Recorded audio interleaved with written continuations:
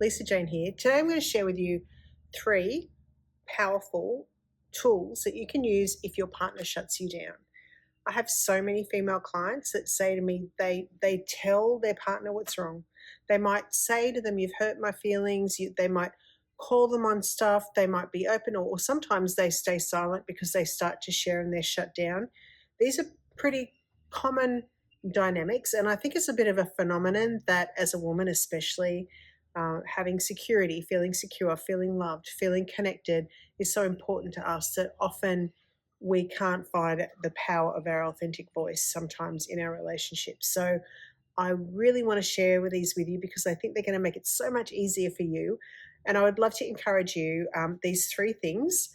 I'd love to encourage you to start with the attitude that this is a brilliant opportunity for me to reclaim my power. This is an opportunity for me to come into wholeness. This is an opportunity for me to actually activate my heart, to expand the intuitive wisdom, the deep presence and strength that I have within me, because we need that to be able to support ourselves in this world and in our relationships. And in fact, the more that we develop that, the more present we are for other people.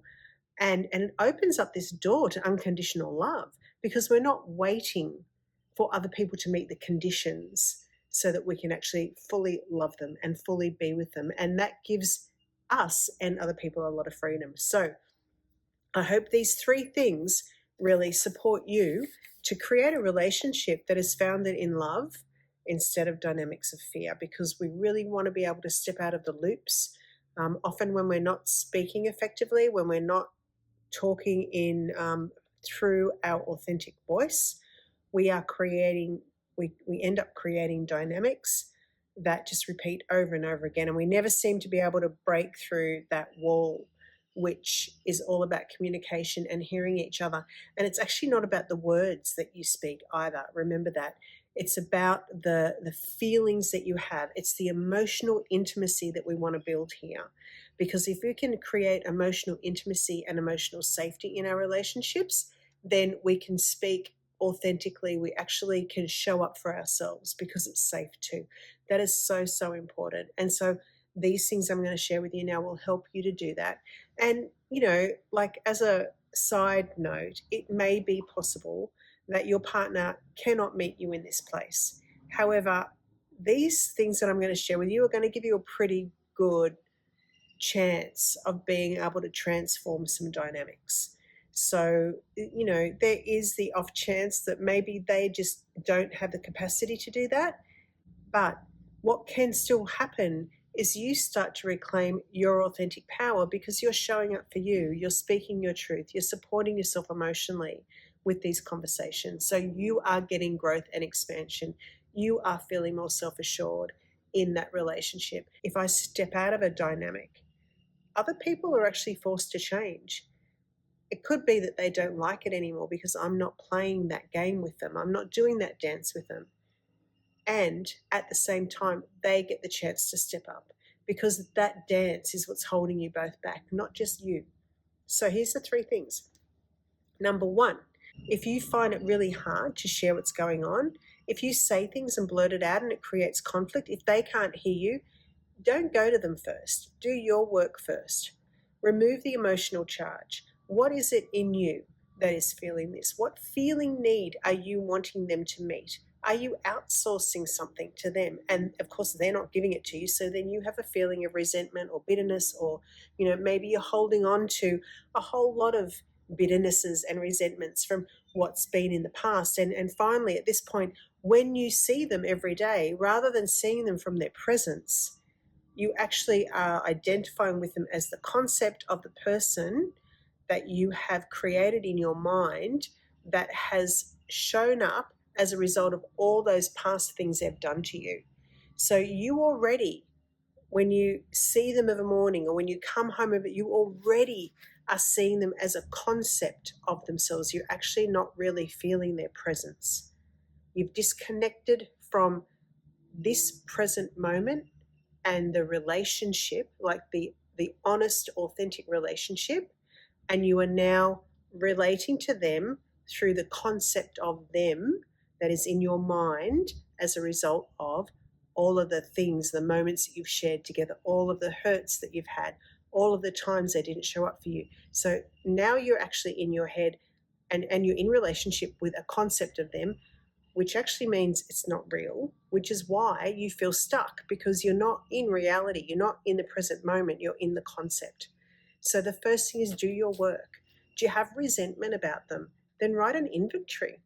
I hated it when you blah, blah, blah. It made me feel this. Like, get it all out of your body onto paper. If you have an emotional charge, don't share when you're emotional. That is the worst thing you can ever do. And never text emotion.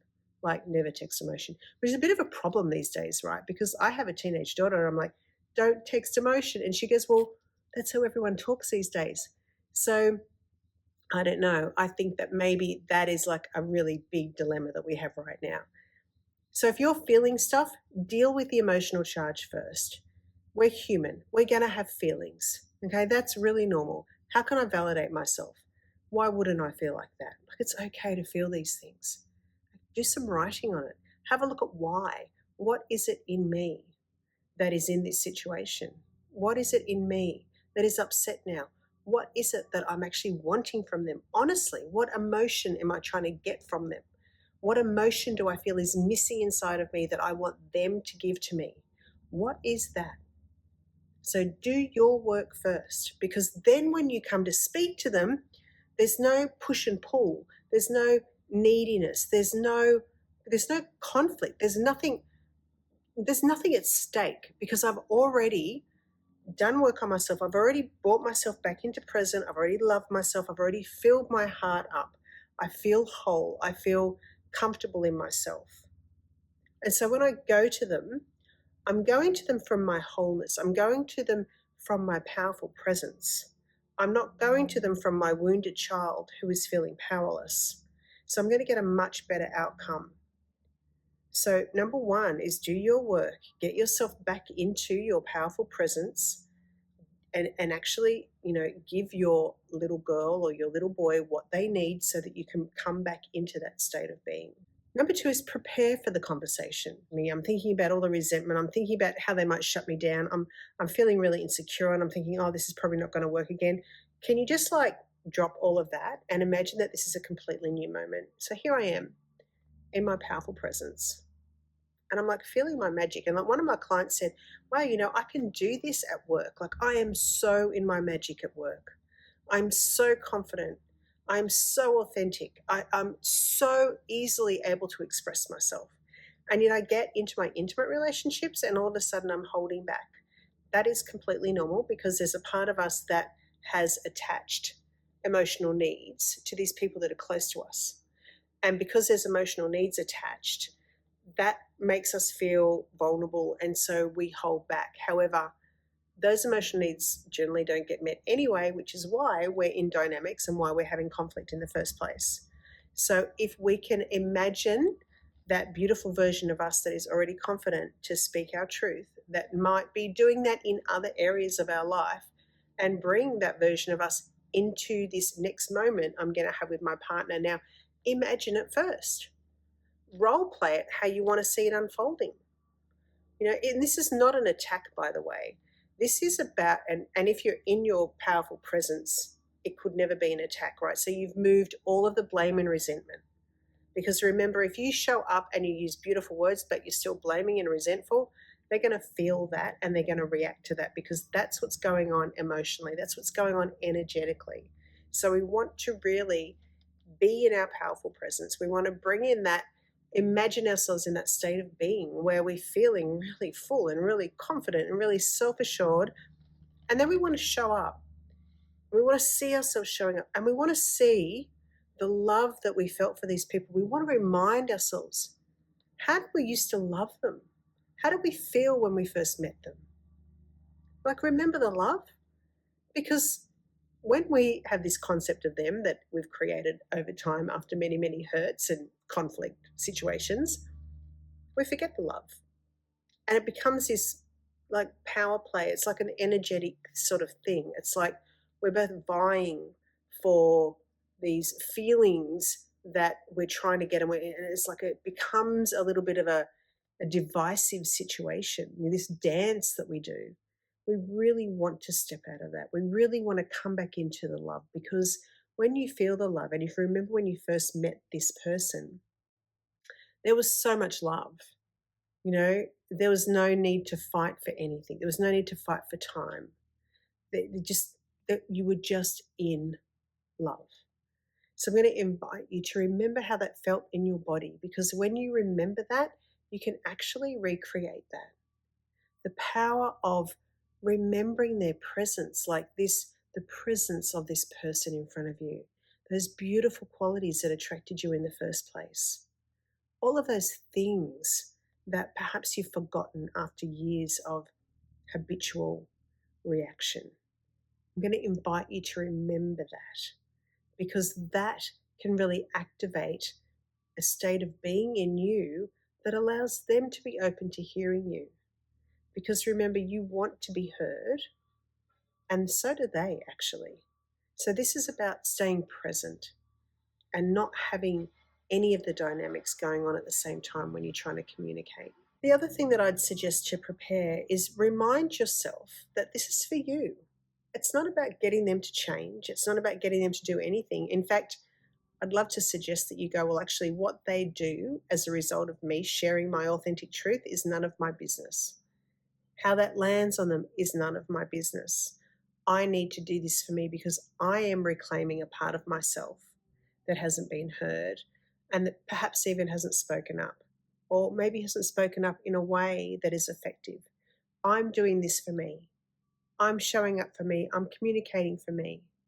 So really, it's none of my business how it lands on them. That doesn't mean to be cruel or unkind. And hopefully, if you've done your work and you're in your powerful presence, cruelness and unkindness just wouldn't even enter that space. Like that is the state of being you're in, where you're full and you don't need anything from anybody else, which really makes conversations so much easier because you're not taking things personally. You're not reactive. You don't have a hidden agenda. And we want to, as much as possible, see if we can get into that state. First thing was do your work, remove the emotional charge. The second thing is prepare for the conversation. And the third thing is actually have the conversation, right? So when I have the conversation, I choose the right time, not when I'm tired, not when they're tired. I've done my preparation. I know that we can actually have an intimate conversation now. I know that this moment has arrived. And I'm actually excited about it, because this is an opportunity for us to move into a new form of relating. It's like we're breaking through now these barriers that have held us in this loop for so long. So when I have the conversation, I'm remembering how much I love them. I'm remembering that feeling of connection. And I want to start from there. And I want to say that first. I want to say to them, like, I've noticed that we have this dance that we do, this dynamic that plays out. And really, I want to remember how much we loved each other. I want to feel that connection again. I really want to feel like we can communicate that we really are deeply loving and deeply supportive of each other, because I'm missing that in my relationship. I really want to come back to that connection. And I'm pretty sure that you would probably really love that too. And that's how you start, right? You've all of a sudden brought that love bubble back in, and hopefully put you both in the love bubble. And then once you've done that, you might share what I've noticed about the way that we're interacting is that, I have a version of you that I've been believing, and I'm reactive before I even walk into the room. And of course you're going to react. And like we just do this dance and it never seems to get any better. And I'm sort of really over it. I really want us to live deeply connected and really enjoy each other's company like we used to. So the way you share is talk to the dynamic, not you did this or this is not done. And the dynamic doesn't mean, you made me feel blah, blah, blah, or I felt blah, blah, blah when you said that. That isn't the dynamic still. The dynamic is I want to talk about what's happening emotionally.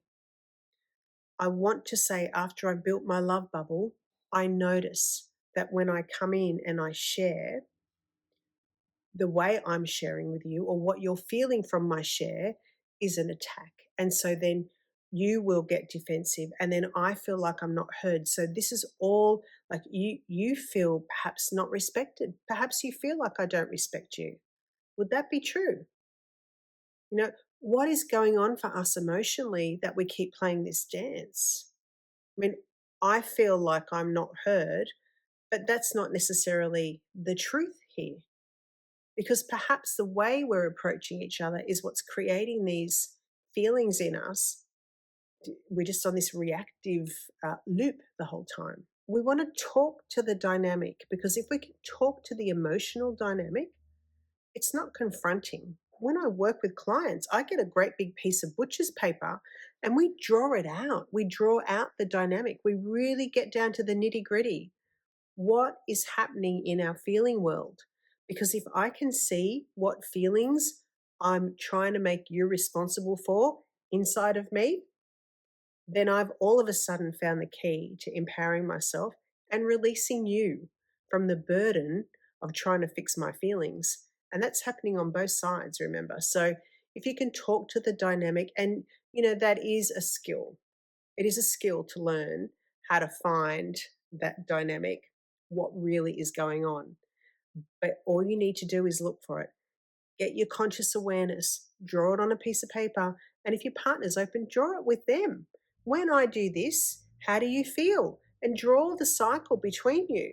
Like, actually get a visual clarity on what's happening, because that is so non confronting and it's the most powerful way to step out of a loop.